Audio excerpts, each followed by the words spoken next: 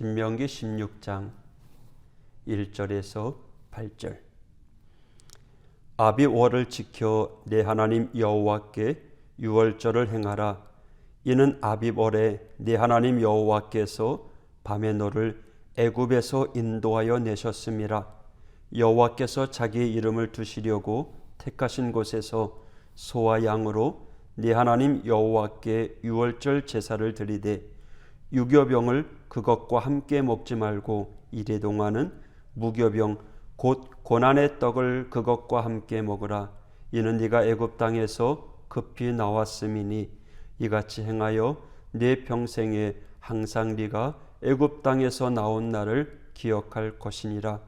그 일의 동안에는 네 모든 지경 가운데에 누룩이 보이지 않게 할 것이요 또 네가 첫날 해질 때에 제사드린 고기를 밤을 지내 아침까지 두지 말 것이며 유월절 제사를 네 하나님 여호와께서 네게 주신 각 성에서 드리지 말고 오직 네 하나님 여호와께서 자기의 이름을 두시려고 택하신 곳에서 네가 애굽에서 나오던 시각 곧 초저녁 해질 때에 유월절 예물을 드리고 네 하나님 여호와께서 택하신 곳에서 그 고기를 먹고 아침에 네 장막으로 돌아갈 것이라. 너는 엿새 동안은 무교병을 먹고 일곱째 날에 네 하나님 여호와 앞에 성회로 모이고 일하지 말지니라. 아멘. 오늘 이 신명기 16장 1절에서 8절은 유월절에 관련된 말씀입니다. 1절에 아비월을 지켜 네 하나님 여호와께 유월절을 행하라. 이는 아비월에 네 하나님 여호와께서 밤에 너를 애굽에서 인도하여 내셨음이라. 이스라엘 역사에서 가장 성대하고 가장 중요한 사건인 출애굽을 기념하는 절기입니다.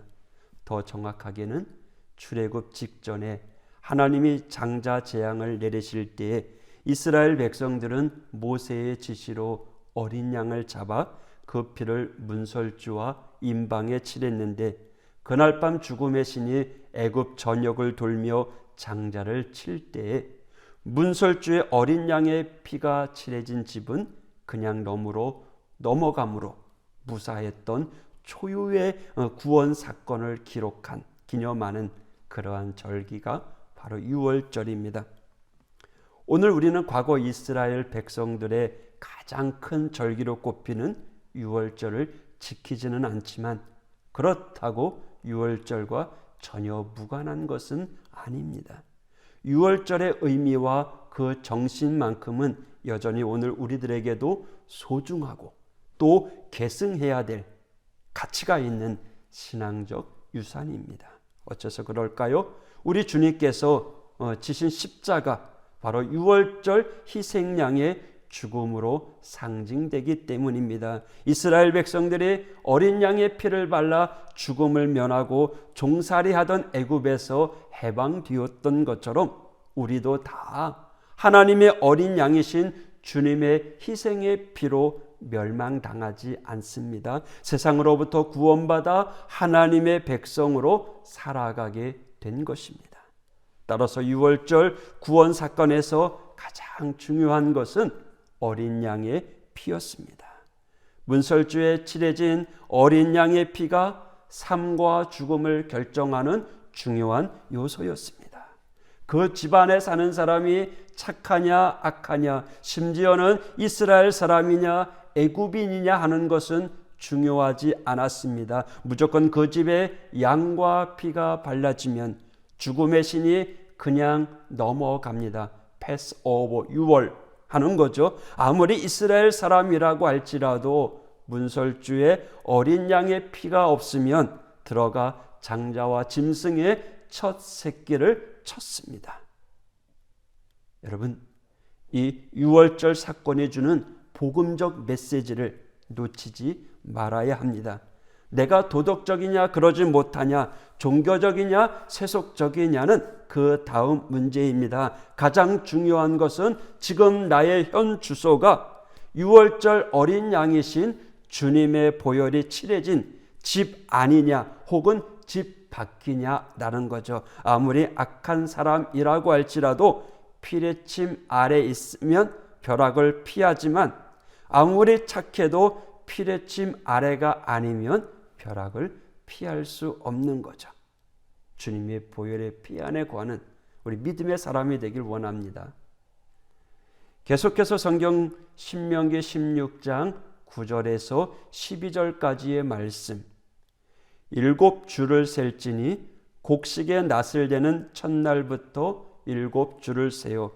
내 하나님 여호와 앞에 칠칠절을 지키되 내 하나님 여호와께서 내게 복을 주신 대로 내 힘을 헤아려 자원하는 예물을 드리고 너와 내 자녀와 노비와 네 성중에 있는 레위인과 및 너희 중에 있는 객과 고아와 과부가 함께 네 하나님 여호와께서 자기의 이름을 두시려고 택하신 곳에서 네 하나님 여호와 앞에서 즐거워할지니라. 너는 애굽에서 종 되었던 것을 기억하고 이 규례를 지켜 행할지니라. 아멘. 오늘 이 말씀은 77절에 관한 이야기입니다. 77절은 6월절부터 7주가 지난 날 지키는 절기입니다. 6월절로부터 50일째가 되는 절기여서 오순절이라고 이야기합니다. 또 밭작물의 첫 수확을 감사하는 절기라고 해서 초실절, 보리수확을 감사하는 절기라고 해서 맥주절이라고 하기도 합니다. 77절, 오순절, 초실절, 맥주절. 아무튼 이스라엘의 3대 절기 가운데 하나인 이 77절 또한 우리에게도 대단히 중요한 의미를 가지고 있는 오랜 성서적 전통입니다.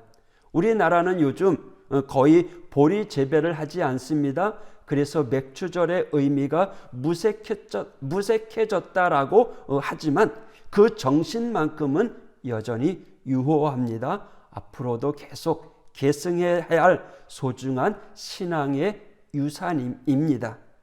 77절의 값진 정신은 초실을 구별하여 하나님께 드린다. 초실, 처음 난 것. 보리를 하나님께 드림으로 그의 밭작물의 전부를 하나님께 드리는 절기라는 거죠. 장자를 하나님께 드리고 짐승의 첫 새끼를 하나님께 바치듯 한 주간의 첫날인 주일을 바치고 하루의 첫 시간인 새벽을 드리듯 그렇게 한 해의 초실을 하나님께 드리며 나의 모든 것 다 하나님 것임을 고백하고 감사하는 절기, 바로 77절입니다. 이 절기는 우리가 다시 짚고 넘어가야 할 것이 바로 성령 강림절, 오순절에 일어났다라는 거죠. 이게 무슨 뜻일까요? 그냥 우연일까요? 아닙니다. 우연은 없습니다. 우리에게는 모든 것이 필연입니다. 오순절에 성령 강림 역사가 일어났습니다. 성령 강림. 이를테면 기독교의 첫 열매죠. 초실이었던 거죠. 성령 강림으로 말미암아 성령의 시대, 교회의 시대가 시작되었던 겁니다. 기독교의 기원은 성탄절이 아닙니다. 성령 강림절입니다. 그래서 그 사건이 초실절이었던 오순절에 발생한 것입니다. 77절은 구약의 절기요 유대교의 전통의 절기뿐만 아니라 우리 기독교의 기원입니다. 첫 열매이기도 한다는 점에서 중요한 절기입니다. 세 번째로는 신명기 16장 13절에서 17절의 말씀. 너희 타작 마당과 포도주 틀에 소출을 거두어 드린 후에 이래 동안 초막절을 지킬 것이요 절기를 지킬 때에는 너와 네 자녀와 노비와 네 성중에 거주하는 레위인과 객과 고아와 과부와 함께 즐거워하되 네 하나님 여호와께서 택하신 곳에서 너는 이래 동안 네 하나님 여호와 앞에서 절기를 지키고 네 하나님 여호와께서 네 모든 소출과 네 손으로 행한 모든 일에 복 주실 것이니 너는 온전히 즐거워할지니라. 너희 가운데 모든 남자는 1년에 3번 무교절과 칠칠절과 초막절에 내 하나님 여호와께서 택하신 곳에서 여호와를 배웁되 빈손으로 여호와를 배웁지 말고 각 사람이 내 하나님 여호와께서 주신 복을 따라 그 힘대로 드릴지니라. 아멘. 13절에 너희 타작마당과 포도주 틀에 소출을 거두어 들인 후에 이래 동안 초막절을 지킬 것이요. 지금 3가지 절기를 소개했죠. 6월절, 무교절. 6월절은 무교절이라고 이야기하고요. 77절은 오순절, 초실절, 맥주절. 그리고 함께 이스라엘의 3대 절기 하나인 바로 초막절입니다. 이 초막절은 장막절, 수장절, 장막절, 수장절이라고 하는 추수감사주일입니다. 이스라엘 백성들이 오래전부터 1년의 마지막 절기로 7일간 이 감사의 추수절을 지켰습니다. 이 절기를 초막절 혹은 장막절이라고 부른 것은 광야 생활을 반추하며 감사하기 위한 것입니다. 수장절이라고 한 것은 수확한 모든 곡식을 창고에 수장하는 것을 감사하며 기념하는 절기여서 그렇습니다. 따라서 이때는 16절 17절에 여호와를 배웁되 빈손으로 배웁지 말고 각 사람이 네 하나님 여호와께서 주신 복을 따라 그 힘대로 드릴지니라 이야기했습니다. 하나님께 드리는 감사의 예물은 억지로나 인색함으로 드리지 않아야 합니다. 진실한 마음과 자원하는 심정으로 드려야 하나님이 그 예물을 흠양하십니다. 물론 유대인들은 지금도 초막절을 지킵니다. 공터나 옥상 또는 베란다에 초막, 그러니까 텐트를 쳐서 매일 저녁 가족들이 그곳에 들어가서 잠을 자며 성경의 이야기를 들려주며 지난날 그들의 역사를 이야기합니다. 미국인들은 추수감사절에 칠면조를 잡아 온 가족이 함께 먹으며 하나님의 은혜에 감사합니다. 우리 한국에서는요, 전통적으로 과일로 강단을 장식합니다. 하나님 앞에 감사의 표시인 거죠. 이렇듯 시대나 문화에 따라 의식이나 표현은 다를 수 있지만 주님께 대한 감사의 내용, 마음, 믿음은 결코 다르지 않다라는 거죠. 올 한 해도 우리 하나님께서 복을 주실 걸 사모하시기 바랍니다. 이제 내일부터 우리 민족의 명절인 설 명절입니다. 설은 한 해의 시작을 이야기합니다. 한 해의 시작을 하나님과 함께 또 주님께서 우리에게 지키라고 하는 그 명령을 지켜나가면서 감사하는 우리 믿음의 사람이 되길 원합니다. 이제 마지막 성경입니다. 신명기 16장 18절에서 22절까지의 말씀. 네 하나님 여호와께서 내게 주시는 각성에서 네 지파를 따라 재판장들과 지도자들을 둘 것이요 그들은 공의로 백성을 재판할 것이니라. 너는 재판을 굳게 하지 말며 사람을 외모로 보지 말며 또 뇌물을 받지 말라. 뇌물은 지혜자의 눈을 어둡게 하고 의인의 말을 곱게 하느니라. 너는 마땅히 공의만을 따르라. 그리하면 네가 살겠고 네 하나님 여호와께서 네게 주시는 땅을 차지하리라. 네 하나님 여호와를 위하여 쌓은 제단 곁에 어떤 나무로든지 아세라 상을 세우지 말며 자기를 위하여 주상을 세우지 말라. 네 하나님 여호와께서 미워하시느니라. 아멘. 오늘 18절에서 22절의 말씀은 뇌물을 받지 말아라. 공의로 재판을 하라. 18절에도 그렇죠. 네 하나님 여호와께서 내게 주시는 각성에서 네 지파를 따라 재판장들과 지도자들 들 것이요 그들은 공의로 백성을 재판할 것이니라. 재판장 또 지도자. 재판장은 재판의 전 과정을 관장하는 법관. 지도자는 서기관, 감독관, 관리. 그러니까 재판장을 보조했던 일종의 법원 서기와 같은 사람들입니다. 또 한편 왕정 시대에는 이스라엘은 각 성읍마다 7명의 재판관으로 구성된 재판정이 있었습니다.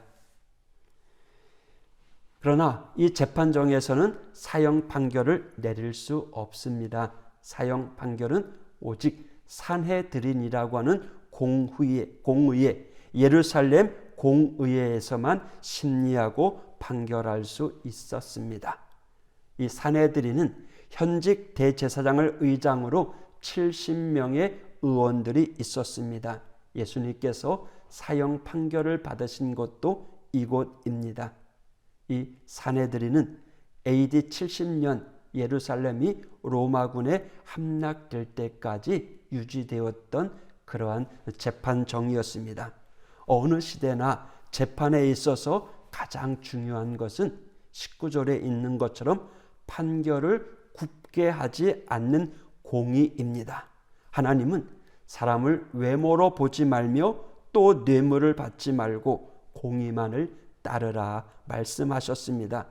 각 성읍이나 산헤드린에서 이루어진 재판, 그 역시 사람이 내리는 심판이기 때문에 외모, 즉 개인의 사회적인 신분이나 지위, 재산 유무를 본다든지 아니면 뇌물을 받고 부당하게 왜곡된 판결을 내리는 예가 적지 않았었던 거죠. 지금도 뭐 그런 불의가 없다라고 말할 수 없는 게 엄연한 현실입니다.